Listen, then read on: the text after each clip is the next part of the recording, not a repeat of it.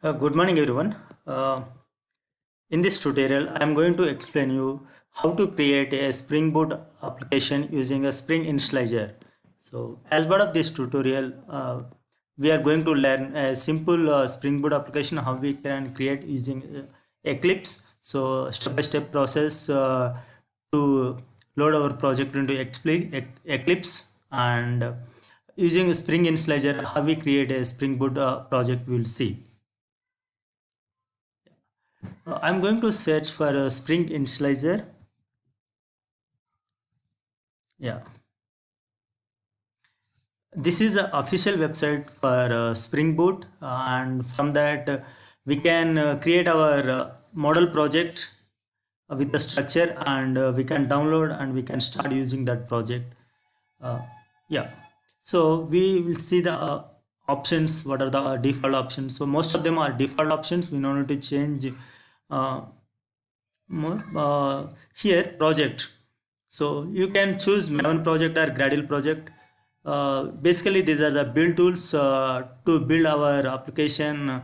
So this build tools manage our project lifecycle, from the compiling part to creating packages and creating jars and all these process, and taking the necessary dependencies.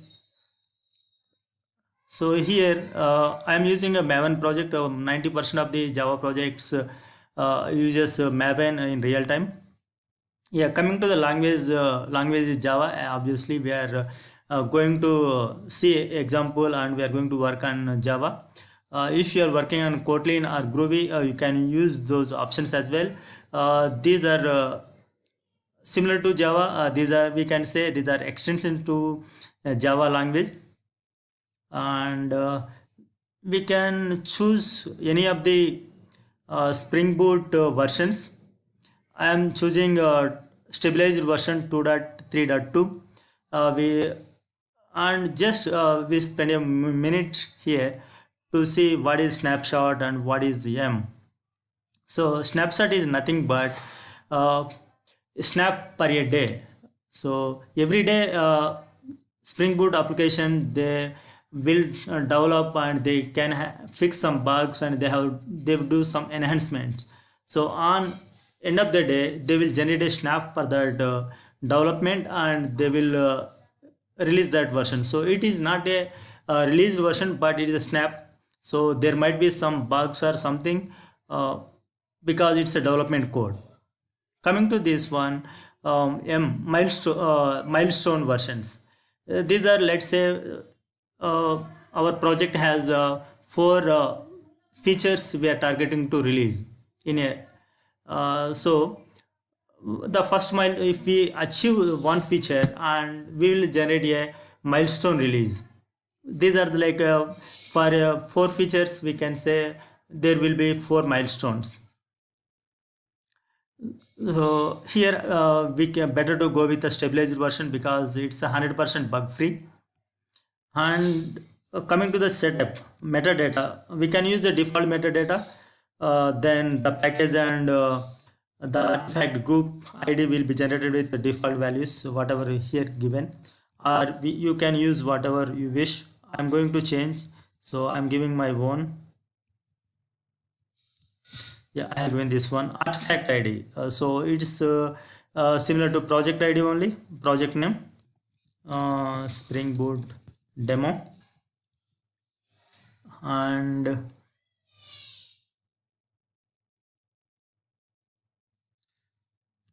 yeah.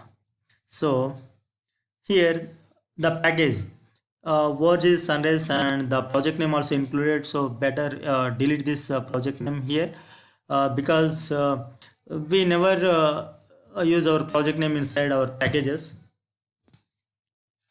That is not a practice. And here this is important thing, uh, whether you can use jar or var depending on your requirement. For simple applications we can go with the jar Java archive, and this is more important because what is the Java version which is installed in our local machine. Based on our JDK version in our machine, we have to choose. In my case, I have JDK 8, so I'm choosing Java version 8. And yeah, I think that's all pretty much. Uh, yeah, so these are the things we modified and no more things. Here we can add dependencies. So let me add few dependencies. Spring Web. Here we can see if you are going to develop Spring MVC or RESTful web services. So for web development, this dependency is required. This dependency will bring us Apache Tomcat as a default embedded container or server. This is required for deploying our jar file or war file into the server. And apart from this dependency, we don't require any. Yeah, let me generate the project. So you can generate or you can explore. So let's see, explore. So explore is giving what is the file structure it has generated, and it is giving what is the pom.xml it generated. So basically it contain what is the dependency we have given. So one dependency is Spring Web Starter. So Spring Boot Starter Web we have. Yeah, let me download this project, and we'll go to Eclipse, and we'll import this project.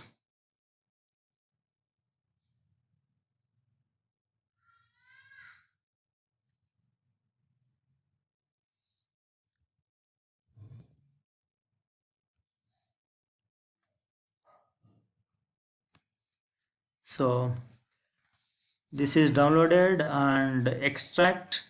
So this is not required, and extract here.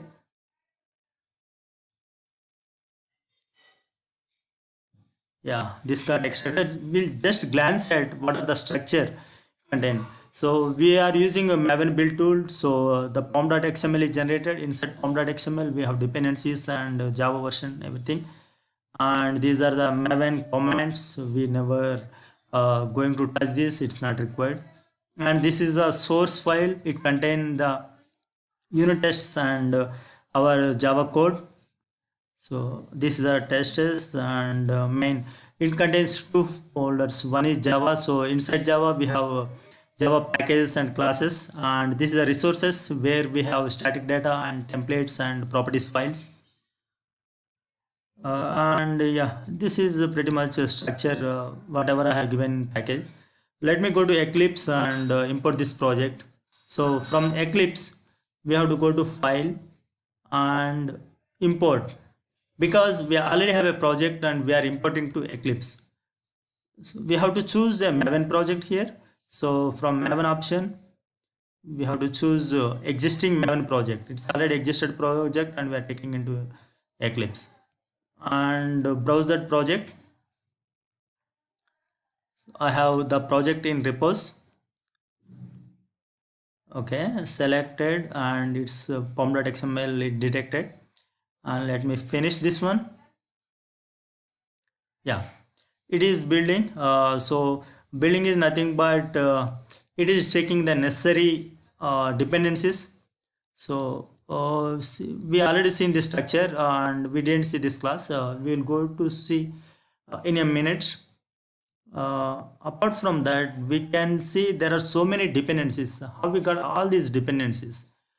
When we see this project, in this project, we didn't see any jar files or anything, but here we have a lot of jars. So that is the thing Java uh, Spring Boot Starter is doing for us. When we mention the dependencies in pom.xml for Maven dependency, those starters like Spring Web Starter, it will take necessary things to consideration, what are all things it required, and it will import into our project. So we can see like Tomcat and so many things, logging. So JSON related,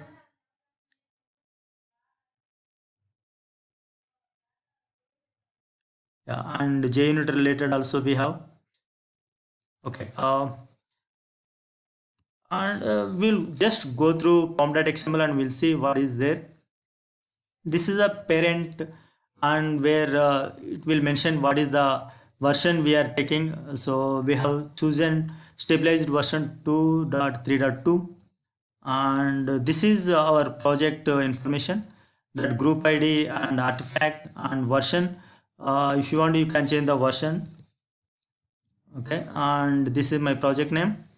And Java, I have chosen the Java 1.8, and these are the dependencies. So in dependencies I have taken Spring Boot starter web, because I'm going to build a Spring Boot web application, or one REST service. And this is unit test related, and this is JUnit, and we have one more Maven plugin to build our application. So we don't have much things, so we can directly jump into code. This is a starting point for Spring Boot application with annotation Spring Boot and @Spring Boot application. And we have a run method. So Spring application.run.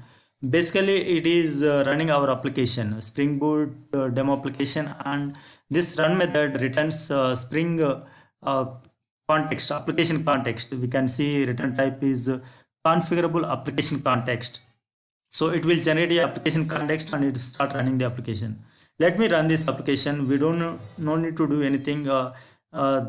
Just we have downloaded from Spring Initializer, and we are running this project. So it should able to run without any errors. And we haven't changed any configuration related to Tomcat port or anything. So default port will be 8080, and default embedded server is Tomcat. Yeah, this application pretty much is running, and we didn't see any errors as. Yeah. Let me create a simple Spring REST service, and we will see our application is working or not. Yeah, I'm creating a class. Let's say Spring demo. So this is a controller I'm considering. So for that, we need to use annotation REST controller. That's it for at the class level. And I'm going to create one method which is returning string. So let's say hi, and it's not taking any input. Basically, just will print hello. Okay, and it returns some string. Hello, welcome to Spring Boot world. Okay, that's it. Here we need to bind our method to a REST endpoint. So we can take a get mapping. So this method can accept only get requests, and with the with REST endpoint or URI, let's say.